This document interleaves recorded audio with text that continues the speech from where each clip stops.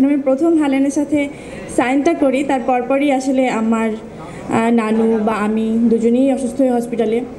তখন মনে আছে যে আমার তাদের সাথে একটা সাইন হওয়ার কথা, একটা সাইন হয়ে গেছে আর একটা হবে।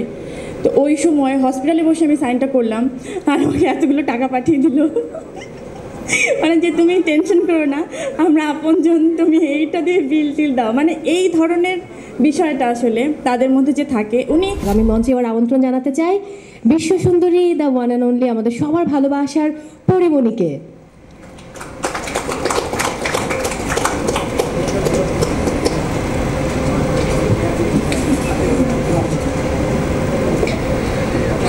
আসসালামু আলাইকুম। আমরা আসলে এখানে যারা আছি সবাই সবার আপনজন।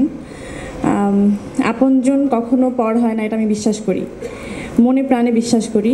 আর রিমার্ক যখন এই যে হার্টশেপের মধ্যে একটা লোগো দেখতে পাচ্ছি আমরা, একটা হাতে একটা হাত, সো এই একটা লোগোই বলে দিচ্ছে, একটা সাইনই বলে দিচ্ছে যে হাত ধরাটা অনেক এত সোজা না, সহজ না, যে অনেক সাহস লাগে, দম লাগে। তো ব্যবসায়ী তো আসলে সবাই এইভাবে ছোট ছোট ক্ষুদ্র ক্ষুদ্র ব্যবসায়ীকে বা উদ্যোক্তা যারা আছেন তাদেরকে হাত ধরার এই যে স্বপ্নটা বা হাত ধরাটা, এটা আসলে অনেক সাহস নিয়েই রিমার্ক আপনজন শুরু করেছে। আর এই আপনজন পরিবারের মধ্যে আমি একজন আপনজন। তার কারণ হচ্ছে আমি তো প্রথমে জয়েন করেছিলাম শুধু একজন শুভেচ্ছা দূত হিসেবে। তারপরে আমার মনে হলো যে এটা কখন ফিল করলাম, কিভাবে ফিল করলাম জানি না, কাজ করতে করতে আমার এখন মনে হয় না যে আমি এই পরিবারে জাস্ট কাজ করছি, একজন মডেল, একজন শুভেচ্ছা দূত, এরকম আমার কোনো কিছু মনে হয় না। কারণ এমন হয় যে আমি যখন হসপিটালে থাকি, রিমার্ক থেকে আমার প্রথম যখন আমার এইসব কথা, আমি কেন জানি ইমোশনাল কথাবার্তা বেশি হয়ে যায় আমার, কারণ আমাদের প্রোগ্রামটার নামই হচ্ছে আপনজন। সো আপনজনের তাদের ব্যাপারটা আমি একটু বলি, যে তারা সবসময় বিপদে মানুষের পাশে থাকতে চায়। সমস্ত যখন মানুষ ভেঙে পড়ে তখন তাকে উঠাতে চায়, যে না তুমি ভেঙে পড়ো না, তোমার ওই যে পূজা যেভাবে বলে গেল, এই ধরনের আসলে ইমোশন আমার সাথে একটু বেশি হয়েছে রিমার্কের সাথে। যখন আমি প্রথম হালেনের সাথে সাইনটা করি, তার পরপরই আসলে আমার নানু বা আমি দুজনেই অসুস্থ হয়ে হসপিটালে।